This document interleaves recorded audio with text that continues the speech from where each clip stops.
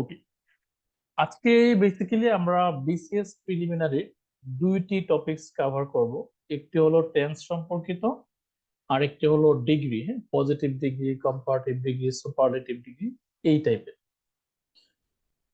শুরু করি তাহলে। আমরা প্রথমত ডিগ্রিটা আগে শেষ করব, হ্যাঁ, ডিগ্রিটা আগে শুরু করি।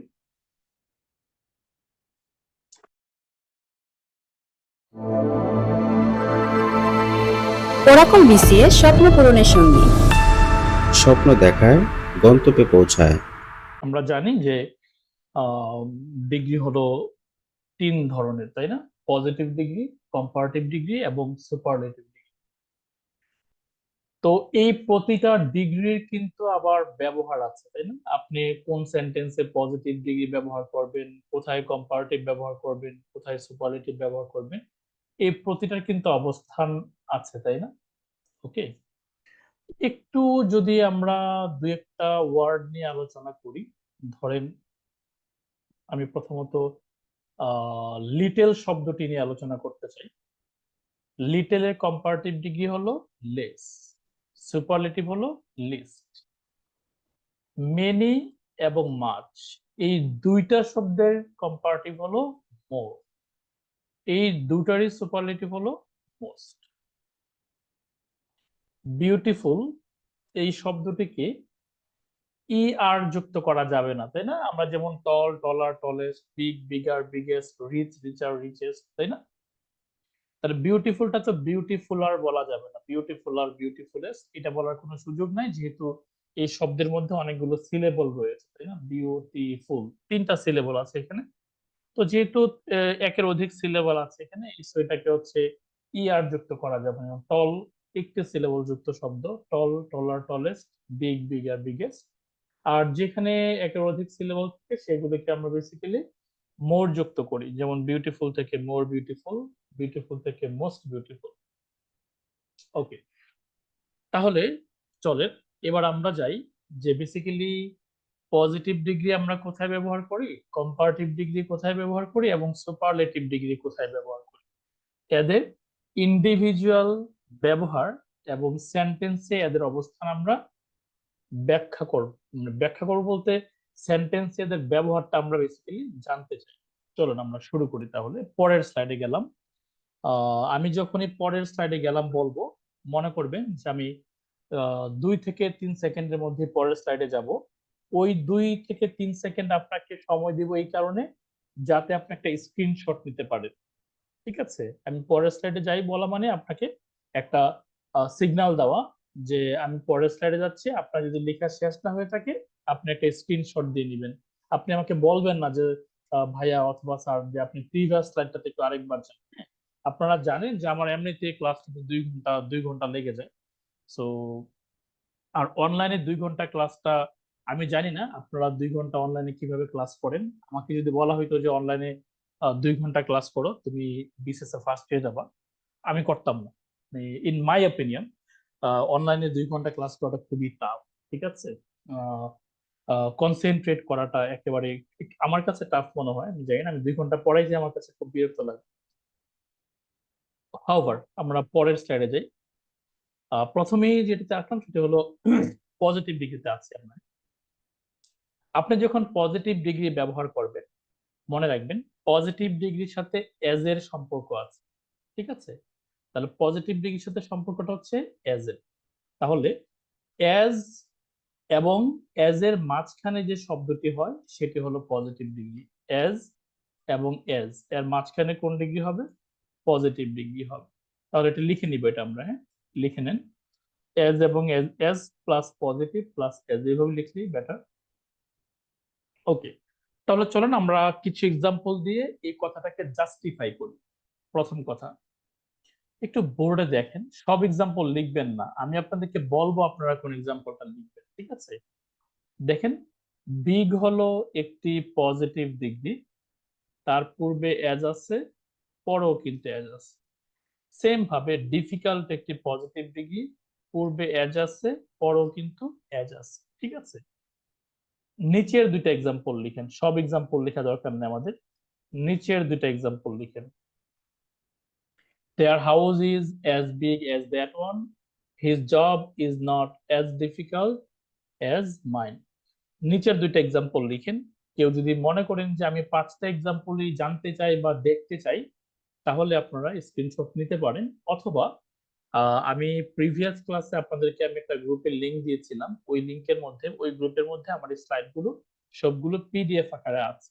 যদি কেউ ওই পিডিএফ গুলো না পেয়ে থাকেন, তাহলে আমি ক্লাসের শেষে একেবারে লাস্ট ক্লাসে আপনাদেরকে ওই লিংকটা আবারও দিব, আমাকে একটু স্মরণ করিয়ে দিবেন একেবারে ক্লাসের লাস্টে। তাহলে পজিটিভ ডিগ্রির সাথে আমাদের এজ এর সম্পর্ক, ঠিক আছে? পজিটিভ ডিগ্রির সাথে আমাদের এজ এর সম্পর্ক। এখন এখানে একটু কথা আছে, সেটি হলো আপনি এই যে প্রথম যে অ্যাজ আছে, প্রথম যে অ্যাজ আছে আমাদের, এই প্রথম অ্যাজ এর পরিবর্তে আপনি সো ব্যবহার করতে পারবেন, ঠিক আছে? প্রথম অ্যাজ এর পরিবর্তে সো ব্যবহার করা যায়। তাহলে আমি আপনাদেরকে কেন এই কথাটা প্রথমে বলি নাই বা কেন এক্সাম্পল গুলোতে নাই, দ্য রিজন ইজ আমরা সবসময় অ্যাজ দিয়ে অ্যান্সার করব। যদি কখনো আমরা অ্যাজ না পাই, সেই ক্ষেত্রে আমরা সোকে ধরে অ্যান্সার করতে হবে। তাহলে প্রায়োরিটি পাবে হলো অ্যাজ, ঠিক আছে? সো প্রায়োরিটি অ্যাজ পাবে, আর অ্যাজ যদি কোনো অপশনে না থাকে, তাহলে সেক্ষেত্রে আমরা সো ব্যবহার করব। আফরিস, আফরিস, আপনি একটা আঁক দিচ্ছেন, একটা স্ক্রিনের মধ্যে একটা এঁকে দিয়েছেন, এই আঁকাটা আজকে ক্লাসে সারাদিন থাকবে। সো অনলাইনে ক্লাস করেন, এখনো যদি এই বিষয়গুলো না বোঝেন, এই যে একটা আঁক দিয়ে দিচ্ছেন, শেষ, এটা তো আর যাবে না, আজকে সারাদিন ক্লাস এটা থেকেই যাবে।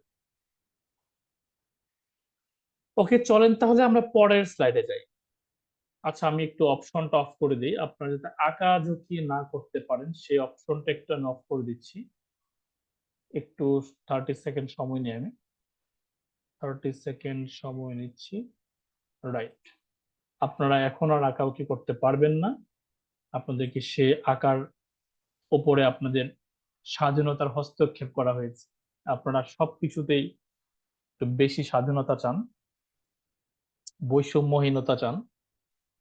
তো আমি একটু বৈষম্য করলাম, আপনাদের যে সেটা আছে, আহ লেখা আঁকাঝুঁকি করার যে অধিকার ছিল সেটা আমি হরণ করেছি। ওকে, এটা সেন্স। হ্যাঁ, প্রতি ক্লাসে আপনারা আঁকাঝুঁকি করেন, এটা এটা কিভাবে সম্ভব? হাওয়ার, চলুন 2 নম্বরে যাই।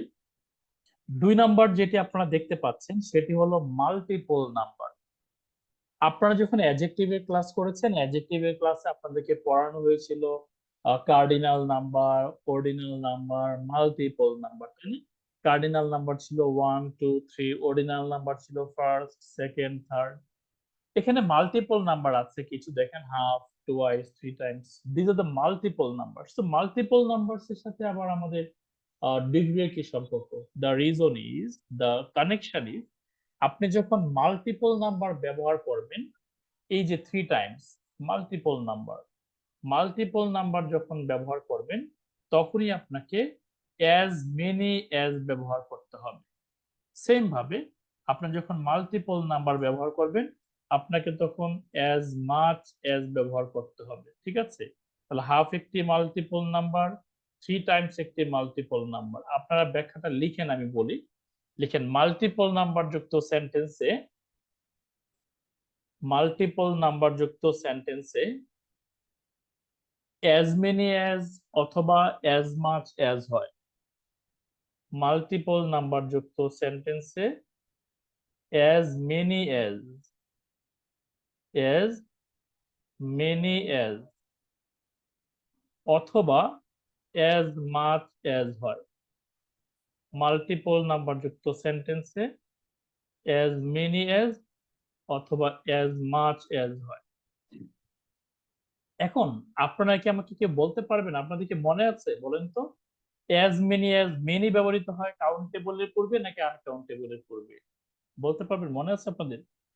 বলেন তো, মেনি শব্দটি ব্যবহৃত হয় কোন নাউনের পূর্বে, কাউন্টেবল নাকি আনকাউন্টেবল? ডেফিনেটলি এটা আমরা জানি যে মেনি শব্দটি ব্যবহৃত হয় কাউন্টেবল নাউনের পূর্বে। লিখেন, কথাটি লিখেন, মেনি ব্যবহৃত হয় কাউন্টেবল নাউনের পূর্বে, মাচ ব্যবহৃত হয় আনকাউন্টেবল নাউনের পূর্বে। মেনি ব্যবহৃত হয় কাউন্টেবল নাউনের পূর্বে, মাচ ব্যবহৃত হয় আনকাউন্টেবল নাউনের পূর্বে। আমি রিপিট করছি, মেনি ব্যবহৃত হয় কাউন্টেবল নাউনের পূর্বে, মাচ ব্যবহৃত হয় আনকাউন্টেবল নাউন।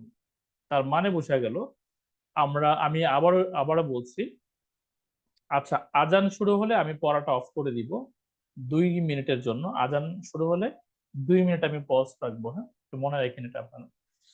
তো হাফ, টুয়াইস, থ্রি টাইমস এখানে মাল্টিপল নাম্বার, যেহেতু মাল্টিপল নাম্বার আছে প্রথম সেন্টেন্সে আসি। প্রথম সেন্টেন্সে থ্রি টাইমস হলো মাল্টিপল নাম্বার। মাল্টিপল নাম্বার আছে মানে আপনাকে অ্যাজ মেনি অ্যাজ ব্যবহার করতেই হবে, আর মাঝখানে ওই নাউনটা থাকবে। বুকস একটি কাউন্টেবল নাউন, কাউন্টেবল নাউন হওয়ার ফলে কি হয়ে গেল, মেনি হয়ে গেল। এটা মনে রাখতে হবে। এক্সাম্পলটা লিখেন, এক্সাম্পলটা লিখেন।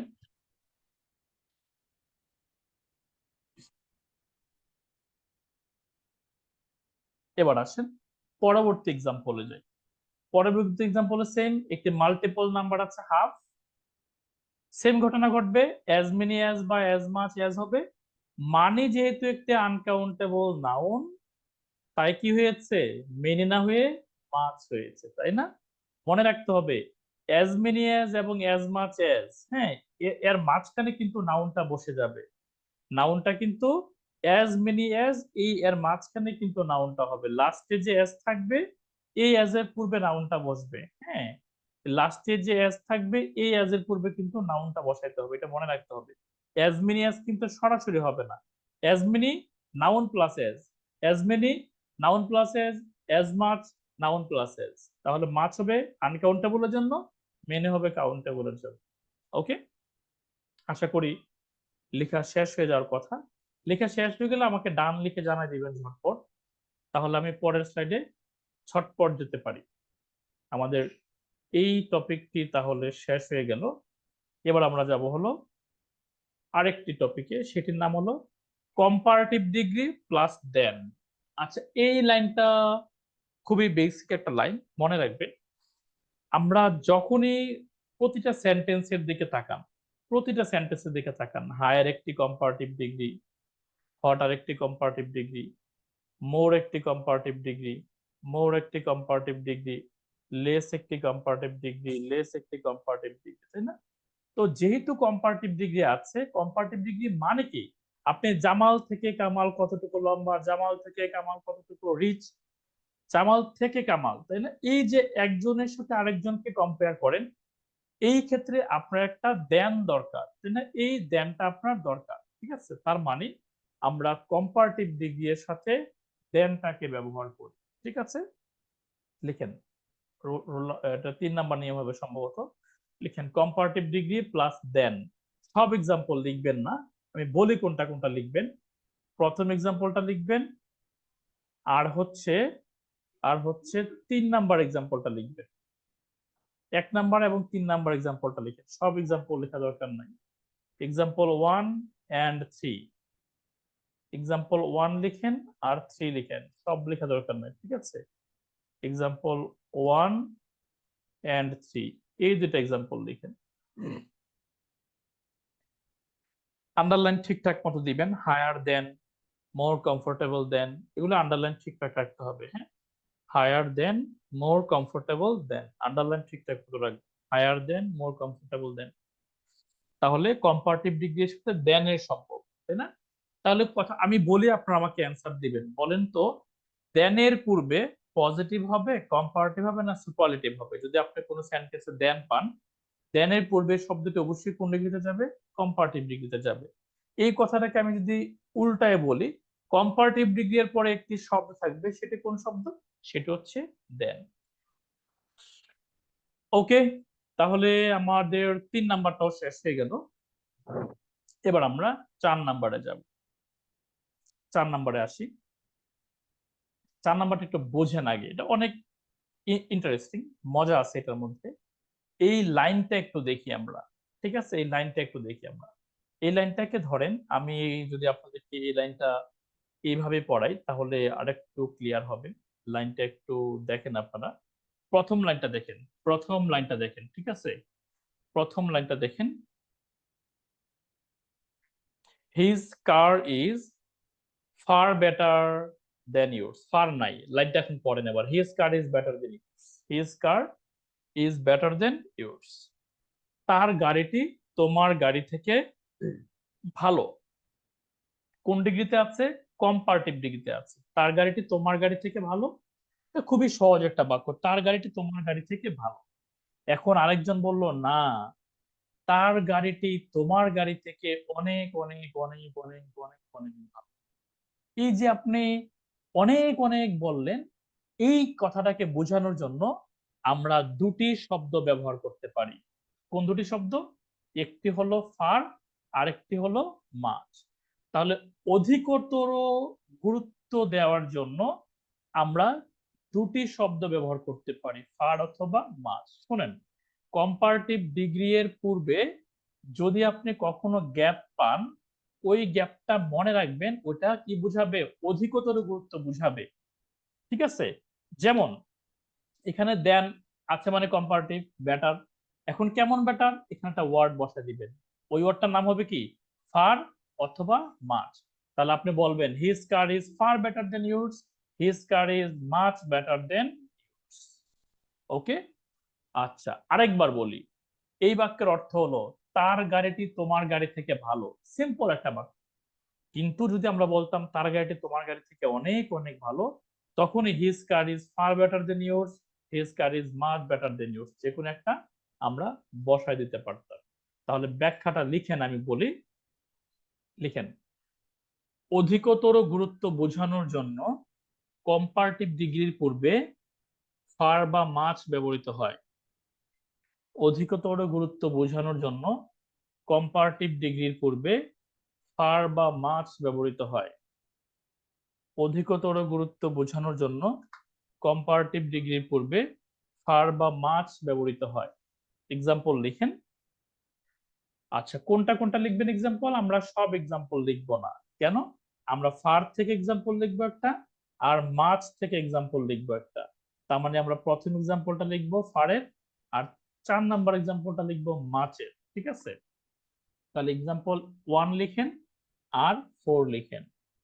এক্সাম্পল 1 এবং 4 লিখেন। এটা কম্পারেটিভ ডিগ্রির পূর্বে ফার অথবা মাচ।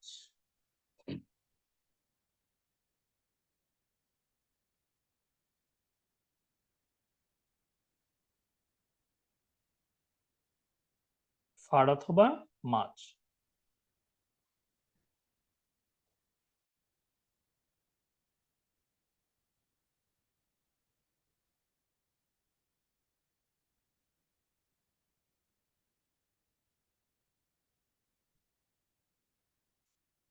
ওকে, ডান।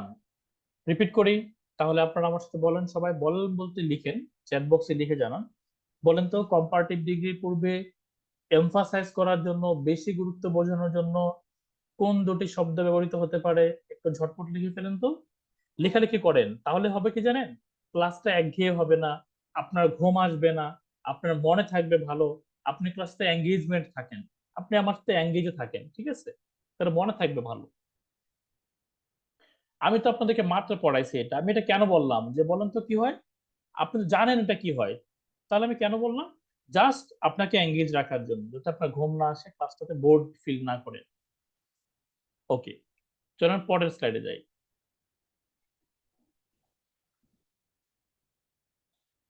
ইললজিক্যাল কম্পারিজন, এটা আবার কি? অযৌক্তিক তুলনা। অযৌক্তিক তুলনা আবার কিভাবে হয়? হয়, অযৌক্তিক তুলনা হয় কিভাবে হয়? ধরেন আমি একটা সেন্টেন্স বলি, আপনারা আমাকে বলবেন যৌক্তিক নাকি অযৌক্তিক। রাজশাহীর আমগুলো ঢাকা থেকে মিষ্টি, বলেন এটা যৌক্তিক নাকি অযৌক্তিক? রাজশাহীর আমগুলো ঢাকা থেকে মিষ্টি, বলেন এটা কি লজিক্যাল নাকি ইলজিক্যাল?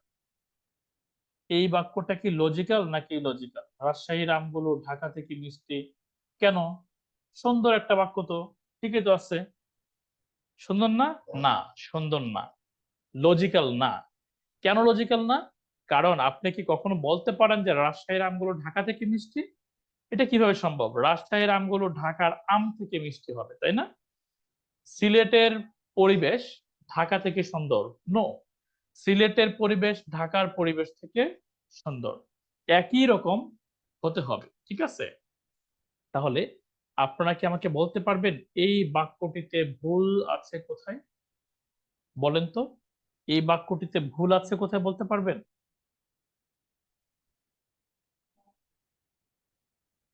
বলেন এই বাক্যটিতে ভুল আছে কোথায়?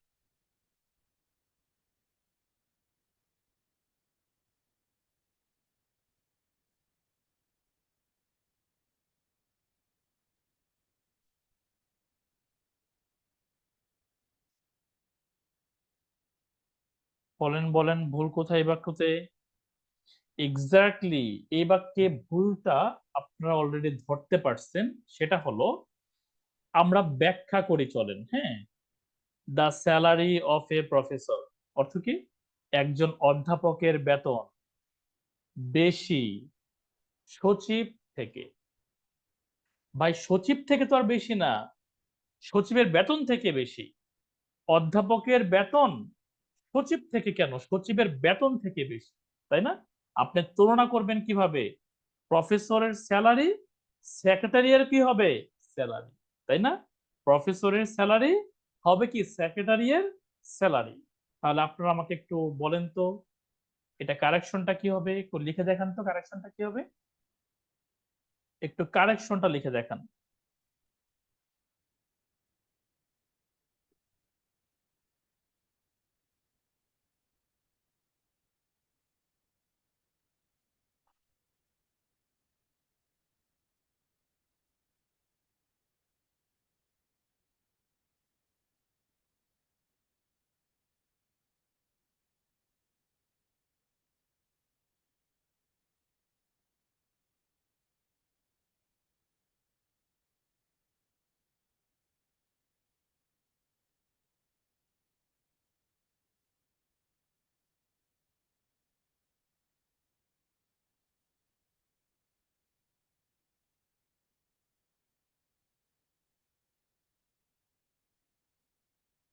বলেন বলেন দেখি।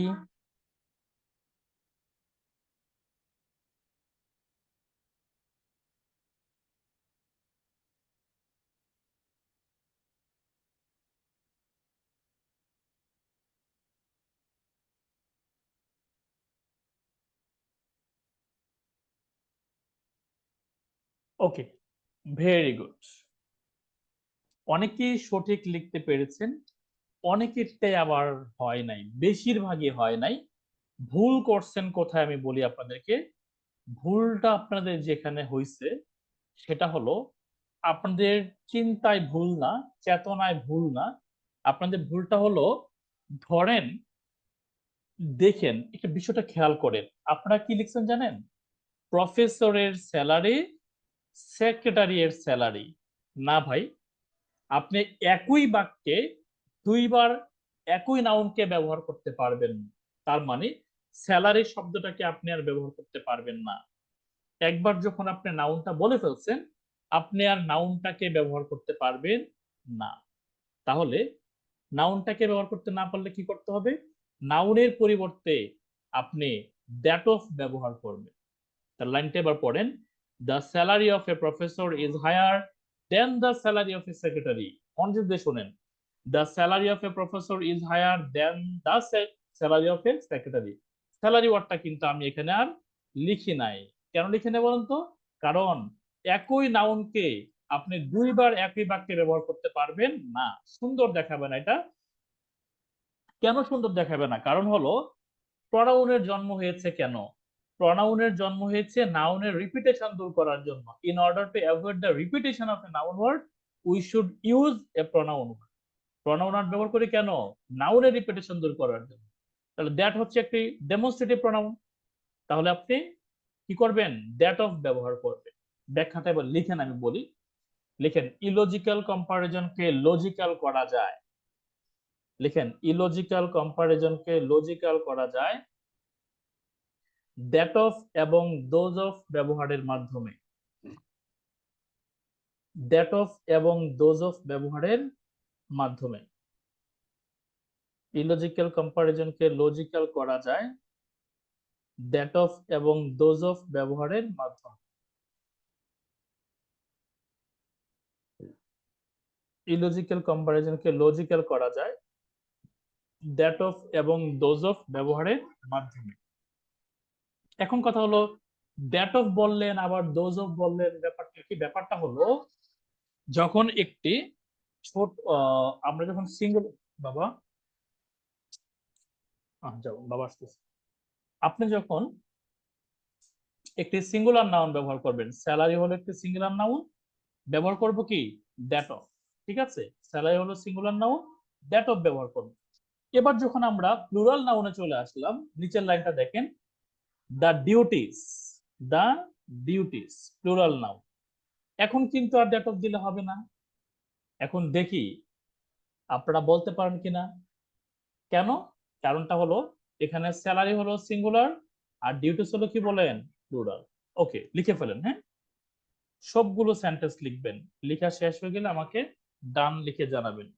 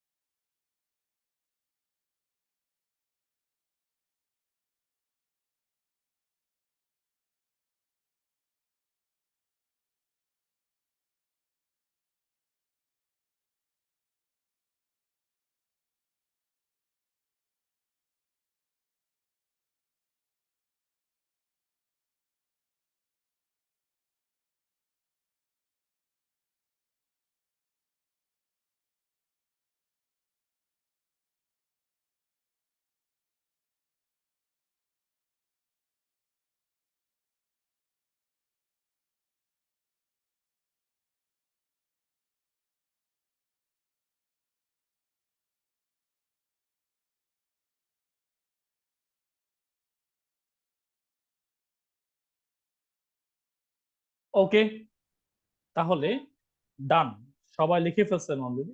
পরের স্লাইডে যাই, চলেন। টপিকের নাম হলো ডাবল কম্পারেটিভ। এটা আবার কি? এটা মানে হলো কম্পারেটিভ ডিগ্রিটা দুইবার হবে।